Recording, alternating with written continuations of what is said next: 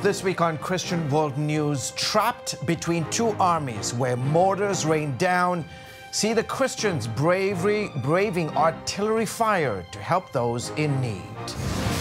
Plus, a small church with a huge heart. It's committed to saving dozens of children from starvation and addiction. See the inspiring story from Possum Trot, Texas. And twins Dalton and Mary Elizabeth were frozen embryos for 10 years.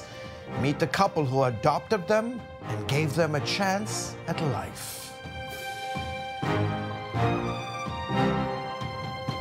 Hello, everyone. Welcome to this week's edition of Christian World News. I'm George Thomas. And I'm Wendy Griffith. At this week's meeting in Washington, D.C., the NATO alliance pledged long-term support to Ukraine in its fight against Russia. Weapons promised include air defense systems and F-16 warplanes. Russia has stepped up its war on Ukraine. The most intense fighting is around the southern city of Kherson, where a brave group of Christians are bringing aid and comfort to those trapped by war. This is my friend Vitaly. We are running, trying to escape from the drone. He was hit. On an isolated road north of Ukraine's frontline battle with Russian forces here in Kherson, CBN News joined a convoy of cars bringing urgent aid to villagers trapped by fighting, as a Russian drone narrowly misses the lead car carrying Pastor Vitaly. Moving forward, we see the damage. All four tires ripped to shreds, windows shattered, and shrapnel throughout the car. Fortunately, Pastor Vitaly and the others are miraculously unharmed.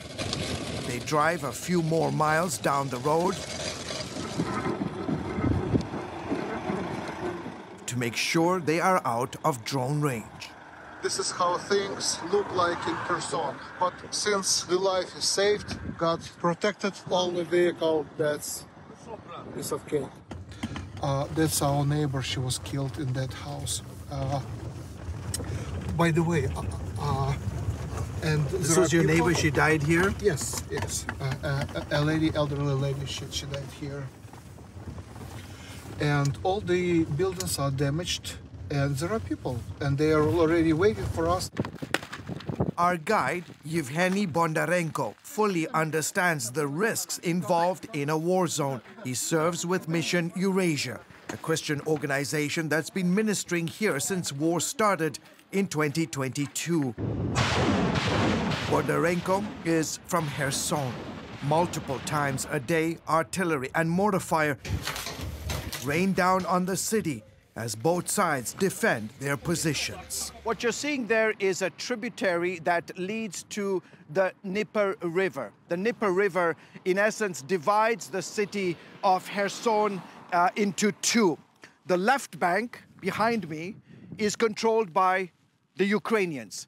The right bank is controlled by the Russians. There is less than 3 miles that separates the two armies. 85% of Kherson residents fled more than 2 years ago. Bondarenko stayed back to bring aid and comfort to those remaining.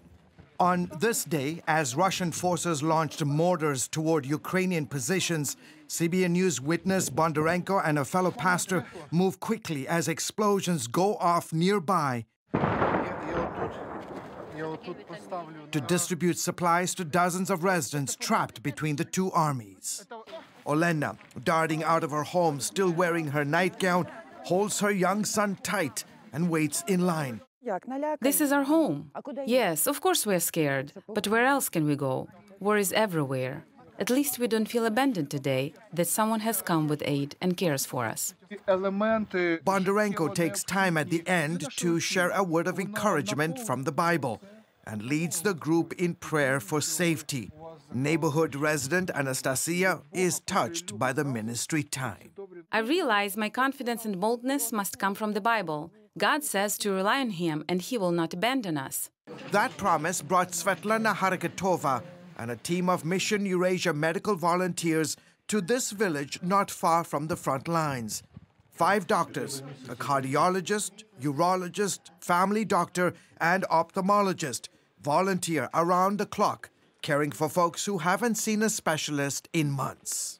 We've been traveling to the war zone areas for some time now because these places don't have functioning medical facilities, or there isn't one that's easily accessible because of the ongoing conflict. About a year ago, Mission Eurasia decided that the only way to reach some of these hardest hit regions, especially those areas that are in the conflict zone, was to use a mobile clinic. And so today they travel extensively throughout the east as well as the southern parts of Ukraine. In the south and east of Ukraine, the medical logistics is difficult, complicated, or destroyed, so people cannot get to a large city with a hospital. So that's why the medical mobile clinics comes to them. In addition to medical outreach, Mission Eurasia partners with several Christian organizations to train more than 1,000 volunteers to provide counseling in these times of war. There are so many people who need help, not only medical help, but also psychological help. So that's why every mobile clinic outreach includes professionals who can assist with trauma care. Whether it's delivering wood stoves to families in areas with damaged electrical grids, to printing more than 2 million copies of the Bible, or providing food to war victims, Horenkov, Bondarenko, and the Mission Eurasia volunteers have a singular mission: rebuild their war-torn nation while sharing the love of Christ. What we are doing here is fulfilling Christ's commandments, and it is obvious that people see that those who help them are connected to the church, so they are more open to the gospel, and they are more open to becoming part of a church community. Please continue to pray for the Ukrainians and the church there, doing great work on the front lines. Wendy? Incredible story, George. Well, turning now to efforts to free 11 pastors and ministry leaders in Nicaragua. Last year, the group held massive evangelism campaigns to spread the gospel under the U.S.-based ministry Mountain Gateway. After the Crusades, they were imprisoned and convicted of money laundering charges. The government sentenced them to 12 to 15 years in prison and $80 million in fines per person. The ministry vehemently denies the allegations, and religious freedom advocates call the trial a sham and persecution. Representative Barry Moore from Alabama joins us now. Representative Barry, you've been such a vocal supporter of these pastors. Earlier this year, you introduced a resolution condemning their imprisonment. Can you give us an update on how they're doing and what is the status of their case right now? Well, as we know right now, Wendy, they're still in prison, and we don't think they've had fair legal representation. And this is a ministry that's been working in Nicaragua for 30 years, and they've done a number of disaster relief programs, food, jobs, you name it. This ministry has been an impact in Nicaragua, and so we're in the fight. You know, we're trying to make sure that freedom of religion around the world is protected. And so we're in the process of getting the resolution, trying to get more support and to hopefully get our ministers freed and get them back out to sharing the gospel. And Representative Moore, like you said, they've been there for decades. Why do you believe these men are being targeted now? So I think I've got friends who support this ministry from Alabama, and they were sharing videos with me earlier this year before any of this happened about the movement in Nicaragua, the hundreds of thousands of people that were coming to these crusades. And it's like a movement of the Lord recently because they were just getting this incredible following, people coming to the crusades, coming to Christ. And I think in some ways, those large numbers, those people showing up for those crusades, coming to Christ, made the Nicaraguan government maybe a little nervous. You know, Christ is about freedom and the opportunity to worship and that sort of thing. And I think in some ways, when government likes to control people, I think it made them a little nervous. Yeah, and before their arrest, what kind of impact were they actually having on the communities there in Nicaragua? I think it was incredible. They had created jobs. They were actually harvesting coffee. They had got them a process down there where they had farms, and these were local people from Nicaragua, citizens who were harvesting coffee, sending the beans over to the U.S. to be roasted. And so that was creating more and more jobs, and it allowed them to put the money back in the ministry. Like I said, this is 3 decades they've been doing this. This is a surprise to many of us, but I think as that process, as that ministry began to flourish and some of the pastors began to unite with a message of Christ, I think the government got a little nervous. There were a lot of people showing up at these crusades. The videos, like I said, were quite incredible of the people praising the Lord, serving the Lord, and coming to the Lord. And I think that made the government a little nervous. Yeah, absolutely, no doubt. Well, you've called on Secretary of State Antony Blinken to get involved. What do you believe the Biden administration should do and can do to secure their release? Well, I think part of the problem is the administration is not as well, they're not plugged into religious issues around the globe like they should be. And obviously, I think the government around the globe, the American government, is not well respected or is at least feared to have a say. They're more feckless now. And so we'd like for the administration to do more. They're not doing what they can. We do have a resolution. It's Resolution 1019 that have bipartisan support. We have 4 Democrats and a number of Republicans on. And so I would encourage the members, y'all have an incredible reach to the Christian community, to call their members of Congress and say, please join this resolution that Barry Moore has from Alabama. We're trying to get these people freed and get them back into ministry. What's happened to them is a travesty of justice. And like I said, they haven't had fair legal representation. The Department of State, we've met with them. We continue to put pressure. I'd like to see some sanctions maybe imposed if the Nicaraguan government does not make a move. Yeah, our prayers definitely, Congressman, for a breakthrough very soon. Representative Barry Moore from the great state of Alabama, thanks so much for joining us. Thank you, Wendy. Still ahead, dozens of foster children saved from poverty and addiction. The remarkable story that's inspiring America. That story in a moment. Stay with us. Welcome back. Each year, more than 600,000 children spend time in America's foster care system. Well, a new film called Sound of Hope, the story of Possum Trot, offers a window into their lives. You know, filmmakers hope the true story will inspire a movement to end our country's foster care crisis. CBN's Ephraim Graham has more. Bennett Chapel is a small church in a small East Texas town called Possum Trot, with a miracle story now making a splash on the big screen in The Sound of Hope.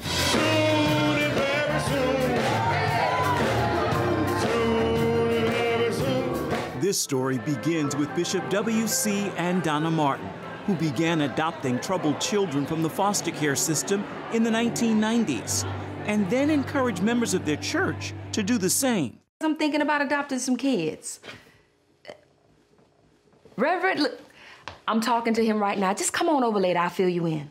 Bye. Nika King plays First Lady. I want people to know when you see me in this film, it's Nika King as the actor, but it's really First Lady Donna Martin. So First Lady Donna Martin, I imagine you've seen the movie, you've seen her on set. Did you see yourself? Oh, definitely. It's unexplainable that you take, you see the structure of the both of us, right? But then when I'm looking at this film, I'm going, that is me. That is just me. Yeah. Sis, how you do that? I don't know. God, because I prayed. Believe me, I prayed plenty of nights like, please, God, let me get this right. I don't want to mess this up. Please, God, come use my vessel, use my temple. You know, I knew I had the chops, but there was still something special that needed to come upon me. And I think once we met and we had that Holy Ghost-filled interaction, I was like, okay, now the foundation is laid. Now I can move forward. I turned on the water and he just fell apart. Demetrius Gross plays Bishop. Demetrius, what are your thoughts upon reading the script? So you read the script and you're immediately, the first portion of the first page, this is based on a true story. That always drops me in on a different level of commitment to the story. You're blown away, you're captivated, you're gripped, you feel compelled to participate in the superlative of this movie. You feel called, you feel changed when you watch it and when you read it, when you experience it. Bishop, what's it like seeing your story on screen? Unbelievable. But if we can't wrap our arms around the most vulnerable amongst us, then what do we have? Noise!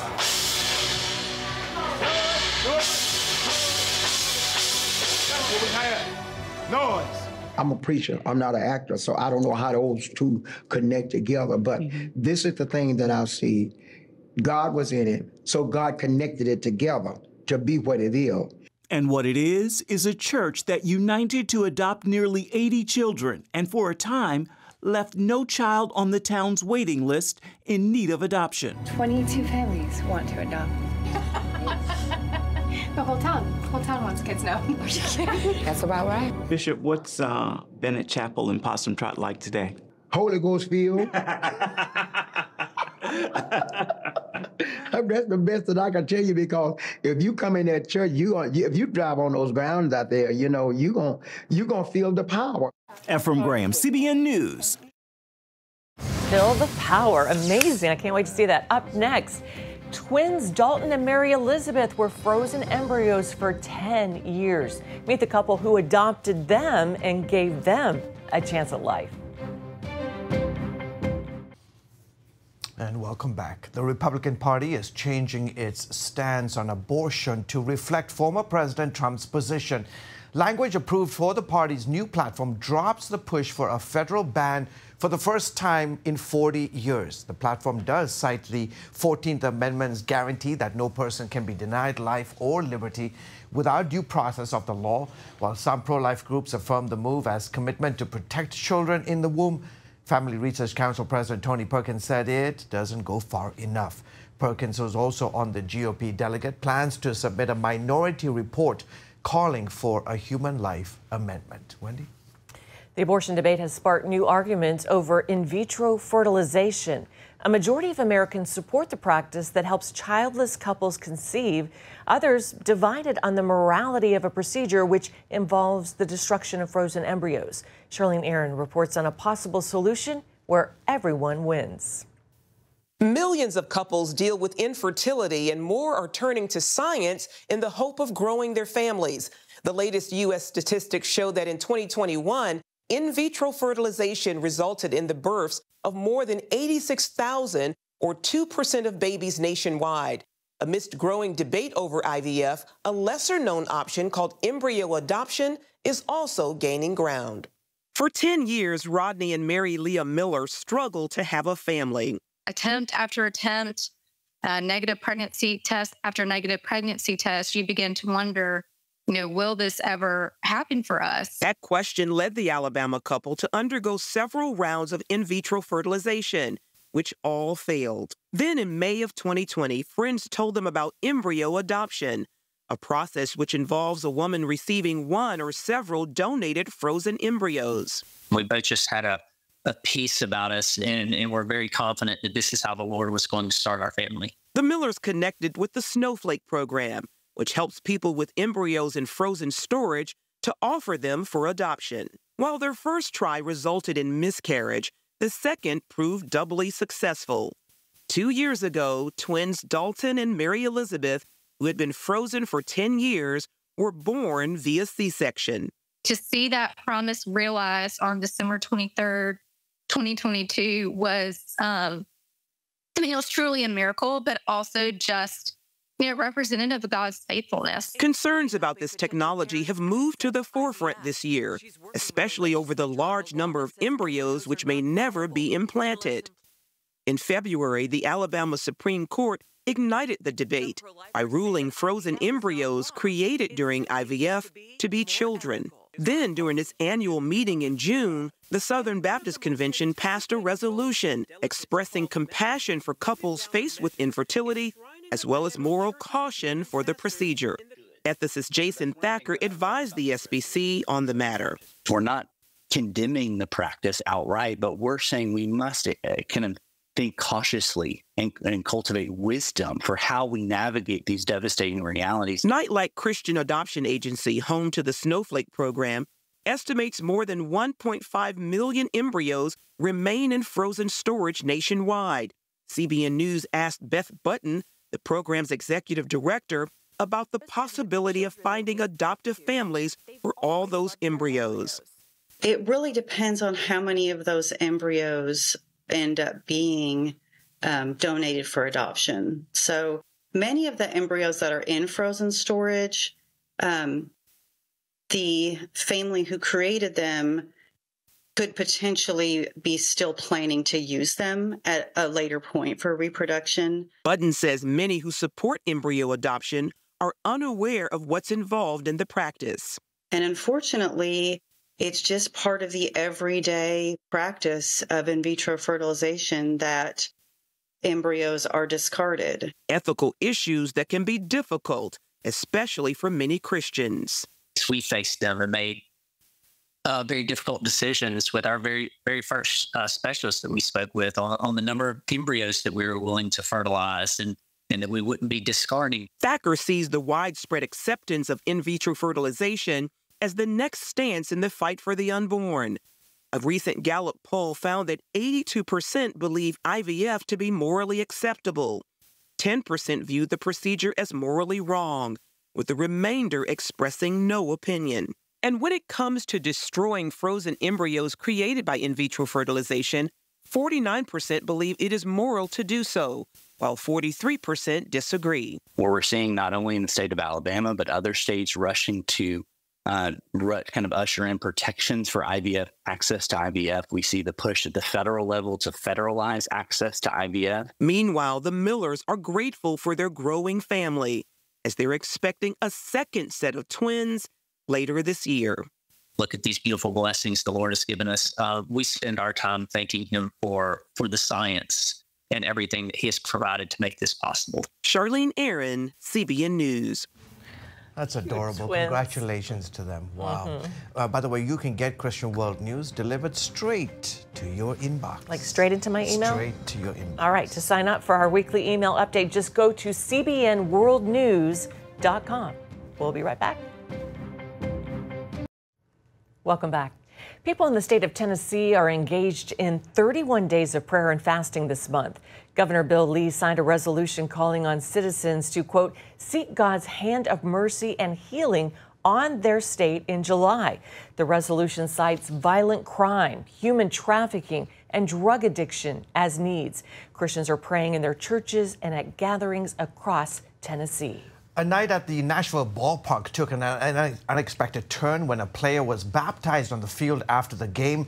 Wes Clark, a minor league baseball player for the Nashville Sounds, was baptized Saturday after the game. Clark's teammate Brewer Hicklin baptized him in a large tub near home plate. Both players changed out of their uniforms into Jesus Won t-shirts to mark the occasion. Wow, what's going on? This is amazing. Folks, that is it for this week's edition of Christian World News. Live by fast. Well, until next week, from all of us here, goodbye. And as always, God bless you.